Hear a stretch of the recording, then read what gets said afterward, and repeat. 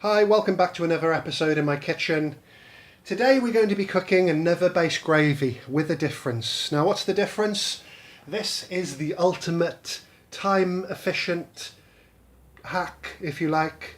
Base gravy in under 10 minutes. Okay, yeah, you heard 10 minutes. I know you're probably familiar with making base gravy, an hour and a half, 2.5 hours, blah blah blah. So this is quick and simple base gravy. I urge you to try it. It's so easy, you know. Even if you don't like it, okay, there, you wasted 10-15 minutes of your time. So do try it. Let me know how it goes. So let's start with the ingredients.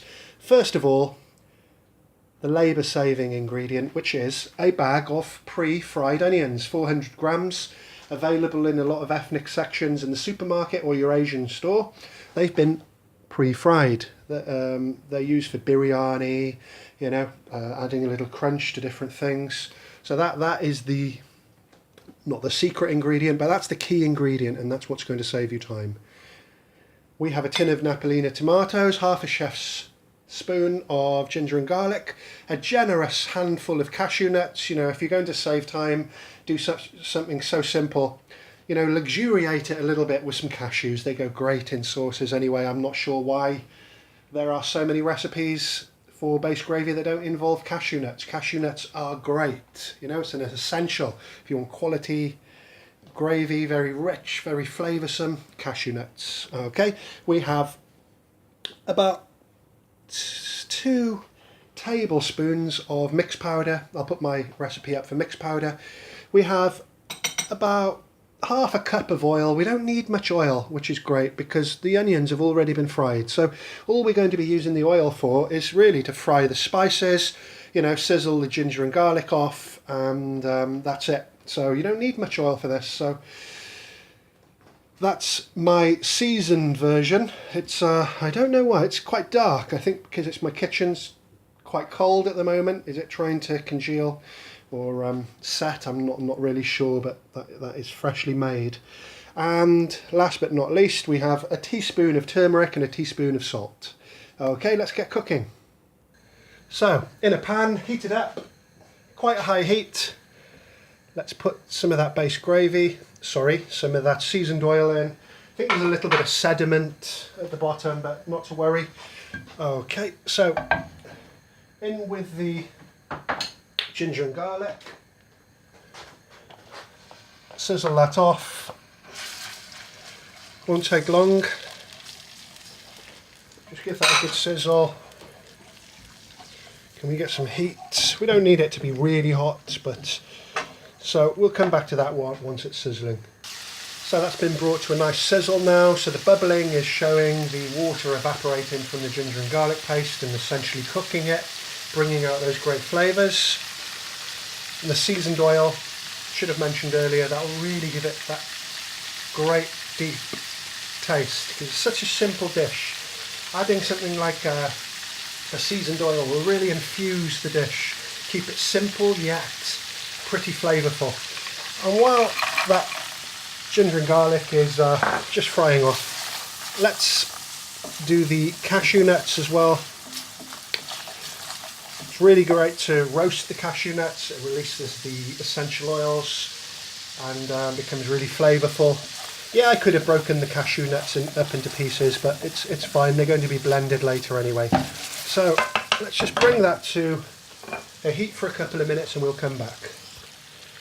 So anybody that's familiar with the majority of base gravy recipes out there, you know, with the peppers, the carrot, sometimes you know, this is based on darg. You know, I'll post a recipe up for my darg recipe, or what do I call it? Simply the best base gravy you will ever try, etc.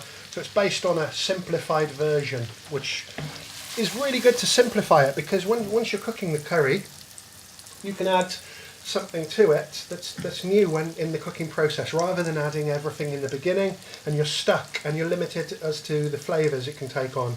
So now we're going to add our mixed powder. Those have been frying off about 2 or 3 minutes now. It's far from burning, it's bubbling, it's almost caramelised. That ginger and garlic paste, just how I want. So we're going to turn it down a little bit now because we definitely don't want to burn those spices. They're very delicate. Cashews are coming along nicely. The aroma's great. Let's give that a good stir. Another 30 seconds or so with that, with those ingredients, and we'll come back. So that's been cooking now for a minute or two. The raw flavours of those spices will have disappeared. It's starting to stick to the bottom of the pan, which means it's time for the next ingredient. Now what I did, as you saw in the ingredients, I had a tin of Napolina tomatoes, plum tomatoes. I've blitzed those in a NutriBullet. Obviously you can use a food processor or a blender, so they're nice and smooth. There's no point adding like whole plum tomatoes to this. So now we're getting a sauce. Okay, let's just bring that to the boil and go on quite a higher heat now. And now we're ready to add our turmeric, or turmeric as some people like to call it, maybe correctly, I'm not sure, but I spell it with a T, along with the salt.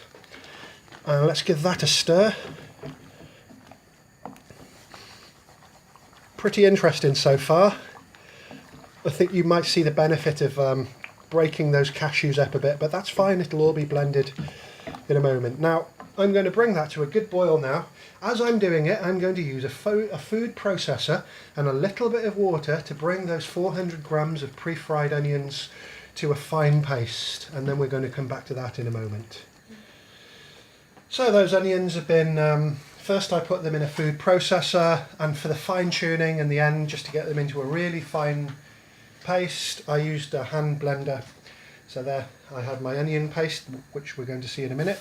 So as you can see, that's been boiling away nicely. We basically have a cashew nut curry there. Oil split, good sign. Okay, so let's add our onion paste. And I'm going to be trying this at the end of the video. And if it doesn't taste great, I won't post the video. So if you can see this, it meets my approval anyway. Okay, so give that a stir, put it on a higher heat again. And everything's really been cooked at this point. Now it's just a case of infusing all the ingredients together, and we're going to finish off with a hand blender again, probably transfer it into another pot so we can blend those cashew nuts in. So looking pretty good to start to begin with here. So we'll come back to that when we get a nice bubble on there. So that's been bubbling away now for a good 5 minutes. It's thickened up slightly. I've just tasted it.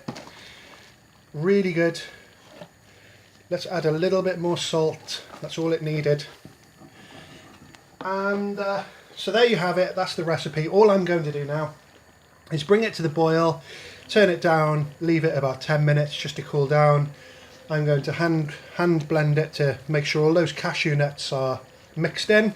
And there you go, it's probably enough for about, I don't know, 6 curries. It took about 15 minutes, which is amazing. Obviously I've been stopping and starting the camera, so about 15 minutes in all. Cost about £2.50, and didn't have to go through kilos of onions and cutting and chopping and making the kitchen a mess. So yeah, if you want to cook this, let me know how it goes. I think it's a very successful method if you're in a particular hurry.